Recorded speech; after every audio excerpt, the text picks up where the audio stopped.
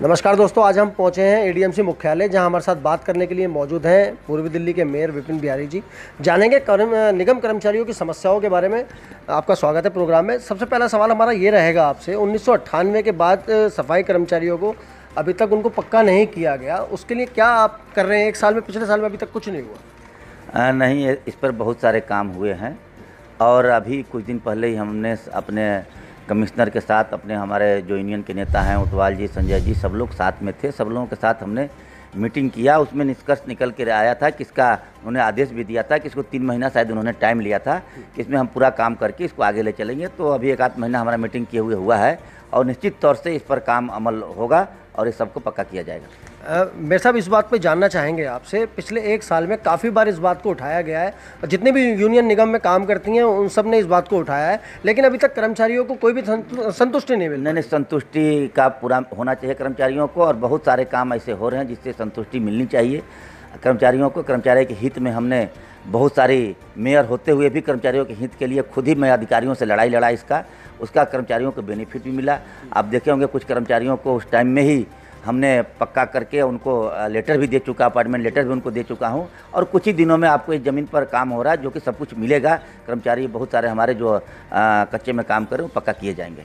एक बात और जानना चाहेंगे आपसे, एफजीदार कर्मचारियों का काम करने की अवधि में 5 साल का अंतराल आ गया है, उसके लिए क्या कर रहे हैं आप?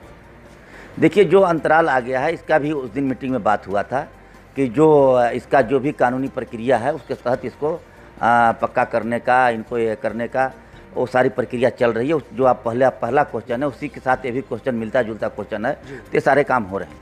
एक बात और यहाँ पर सबसे ज़्यादा ज़रूरी जो है, पिछले 1 साल में यूनियन को चुनाव जीते हुए तकरीबन 1.25 साल का टाइम हो गया है, और अभी तक जो है यूनियन को उसके कार्य करने के लिए अभी तक कोई ऐसा कमरा, कोई ऐसा शेडल, कोई ऐसा मतलब कुछ भी ऐसी जगह मुहैया नहीं करवाई गई जिसकी वजह से यूनियन एक बैठने का उनको रास्ता मिल जाए, कोई एक जगह मिल जाए, अभी तक नहीं करवाया गया। देखिए, हमको आज ही संज्ञान में हमारे उटवाल जी जो हैं, आरबी उटवाल जी, उन्होंने हमको ला के बताया कि हमारा डीसी साहब से, शिंदे जी से बात भी हुआ था और हम लोगों को नहीं मिला है, और मैंने अपने एक्सीएन से उनके सामने ही ये बात किया और उन्होंने सुनिश्चित किए हैं, नौरंगी लाल जो हमारे एक्सीएन है, कि हम जल्द ही इनको ऑफिस मुहैया कराऊँगा। एक बात और यहाँ पे मेरे साहब, सबसे पहले कि अभी तक जो है कर्मचारियों का बोनस रुका हुआ बोनस नहीं मिला है, उनका डीए एरियर कुछ नहीं मिला है, उसके लिए कर्मचारी अभी तक बहुत परेशान हैं। देखिए, ये आपके पास जो जानकारी है ये गलत जानकारी है। आपको मैं बता दूं, हमारे कर्मचारियों का 2019 मार्च 2019 तक का कोई भी कर्मचारी ए ग्रेड से लेकर डी ग्रेड तक का कोई कर्मचारी ऐसा नहीं है जिसकी सैलरी बाकी हो। ये इतिहास के पहली बार पूर्वी दिल्ली नगर निगम का ऐसा है कि रेगुलर कर्मचारियों को ए ग्रेड से डी ग्रेड तक के कर्मचारियों को सैलरी मिल रहा है। नहीं तो कभी डी ग्रेड का मिलता था तो सी ग्रेड का नहीं, सी ग्रेड का मिल रहा है तो बी ग्रेड का नहीं, बी ग्रेड का मिल रहा है तो ए ग्रेड का नहीं, कभी किसी का मिलना कभी किसी का नहीं। लेकिन आज के डेट में मार्च तक का सारे ए ग्रेड से डी ग्रेड तक के कर्मचारियों की सैलरी हमने दे चुका है।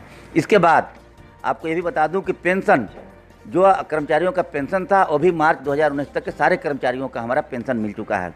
इसके बाद उनका रिटायरमेंट बेनिफिट, जो रिटायरमेंट बेनिफिट मिलता है, बहुत सारे कर्मचारी रोते गाते आते थे हमारे पास, किसी की लड़की की शादी है, किसी की बीमारी है, रिटायरमेंट का उनका पैसा नहीं मिला हुआ था, लेकिन अभी तक सारे कर्मचारियों का रिटायरमेंट का भी पैसा मिल चुका है। कोई ऐसा एक आध किसी चीज़ के पेपर पर कमी वमी होगा तो बाकी होगा तो नहीं कह सकते हैं, लेकिन आपको 99% कर्मचारियों का ये भी मिल चुका है। इसके बाद मेडिकल के लिए हमारे बराबर कर्मचारी दौड़ते रहते थे, इसके हल्ला करते रहते थे कितने मेडिकल बिल पड़ा हुआ है, क्योंकि तुरंत पैसा मिलता नहीं है। पहले इलाज कराते हैं उनका पैसा लगता है, बाद में पैसा मिलता है, सालों साल से इसका पड़ा हुआ था। लेकिन आज हमारे सभी कर्मचारी भाइयों का मेडिकल बिल का पैसा प्रॉपर मार्च 19 तक का सबका मिल गया है, किसी का ही बाकी नहीं है। और सबसे बड़ी खुशी की बात आपको बता दूं कि जो हमारे प्रधानमंत्री नरेंद्र मोदी जी ने शिक्षा के लिए इतना अच्छा काम कर रहे हैं कि हर घर के बच्चे, हर घर की बेटियां पढ़ी लिखी हों, उसके तहत जो हमारे कर्मचारी हैं उनके बच्चे भी पढ़ें, क्योंकि बहुत सारे हमारे ऐसे कर्मचारी हैं जो टाइम से एमसीडी में पैसा मिल नहीं पा रहा था, अपने बच्चे को पढ़ा नहीं पा रहे थे, तो उनका जो गवर्नमेंट की तरफ से ट्यूशन फीस मिलता है, पहले 18,000 मिलता था, 22,000 रुपये बढ़ा दिया गया है केंद्र सरकार के द्वारा, उसको भी हमने मार्च तक का सारे कर्मचारियों का ट्यूशन फीस भी दे दिया है। एक बात और यहाँ पे जानना चाहेंगे मेरे साहब, जिस तरह से चुनावी गलियारा गरमा रहा है, चुनाव सर पर है बिल्कुल, 2019 चुनाव की हर कोई तैयारी कर रहा है, ऐसे में आम आदमी पार्टी बार बार इस बात को कहती है कि पूरी दिल्ली में विकास सिर्फ आम आदमी पार्टी ने किया है, बीजेपी ने होने भी नहीं दिया और ना किया है, इसके लिए क्या कहेंगे? देखिए, आप अभी सुनते होंगे केजरीवाल जी का कि हमको 7 सीट दीजिए, मैं दिल्ली को पूर्ण राज्य का दर्जा बना दूंगा। तो आप सभी को भी पता होगा कि 7 सीट मिल भी जाएगा तो पूर्ण राज्य का दिल्ली का दर्जा वो नहीं दे पाएंगे। नहीं। कौन उनका मुख्यमंत्री प्रधानमंत्री बनेगा? किसको प्रधानमंत्री बनाएंगे कि दिल्ली का पूर्ण दर्जा ले लेंगे? और दूसरी बात, एक और वो कहते हैं कि मैं दिल्ली को सिंगापुर बना दूंगा, अगर हमारा 7 सीट आ गया दिल्ली में, दिल्ली को सिंगापुर बना दूंगा। तो आप 67 विधायक लेकर के दिल्ली को सिंगापुर नहीं बना पाए और 7 सांसद लेकर के आप दिल्ली को सिंगापुर बनाने का सपना लोगों को दिखा रहे हैं। तो जनता अब इतनी मूर्ख नहीं है। और आपको बता दूं कि ये सब जो आप लोगों को मैं भुगतान कर रहा हूँ, कर्मचारियों के हित में जो मैंने काम कर पाया, मैं शुक्रगुजार हूँ अपने सुप्रीम कोर्ट का, हाई कोर्ट का, जो उन्होंने लताड़ लगाया। हम लोगों ने लगातार कोर्ट में अपना केस को दायर किया और कोर्ट ने दिल्ली सरकार को लताड़ लगाई और दिल्ली सरकार को मजबूर किया और दिल्ली सरकार पैसा दी, जिससे चलते हमने ये सारे कर्मचारियों का वेतन और सैलरी जो भी जितना बकाया था बकाया दिया। लेकिन हम लोग को दुर्भाग्य है जो केजरीवाल जी दिल्ली को सिंगापुर बनाने के लिए कर रहे हैं, सैनिटरी के लिए जो हमारे कूड़ा उठाते हैं गाड़ी, जो हमारे साफ़ सफाई की तमाम चीज़ें खरीदना पड़ता है, इसके लिए सैनिटरी में उन्होंने 1 रुपये का फंड अभी तक नहीं दिया कि सैनिटरी के लिए हम कुछ भी खर्च करें। तो ये सिंगापुर बनाने का जो सपना दिखा रहे हैं, क्या गली में कूड़ा पड़ा रहेगा और दिल्ली सिंगापुर बनेगा?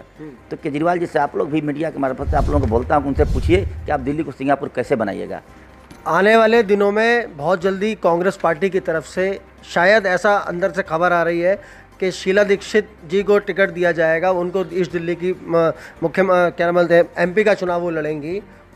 क्या बीजेपी की राजनीति पे, उनके प्रत्याशियों पे फर्क पड़ेगा शीला दीक्षित के आने से? देखिए, दिल्ली के या पूरे देश के किसी के प्रत्याशी पर किसी के आने से कोई फर्क नहीं पड़ता है।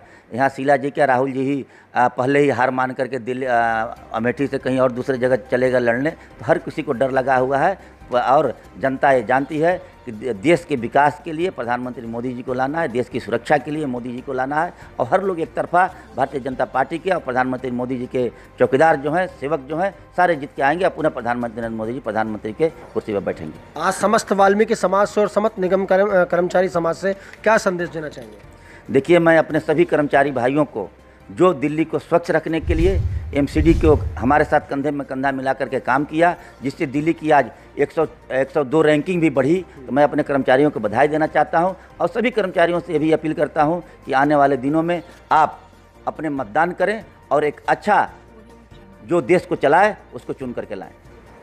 दोस्तों, ये थे हमारे साथ पूर्वी दिल्ली के मेयर विपिन बिहारी जी, जिन्होंने आज हमें सारी बात बताई कर्मचारियों के हक में पिछले 1 साल में क्या क्या हुआ है और आगे क्या क्या होने की संभावना है, वो सब हमारे मेयर साहब ने बताई। और दोस्तों, अगले कार्यक्रम में अगले नए मुद्दे के साथ किसी भी शख्स के साथ मैं फिर हाजिर रहूँगा। कैमरामैन दीपक के साथ मैं रहमान सैफी, साया न्यूज़ के लिए, दिल्ली।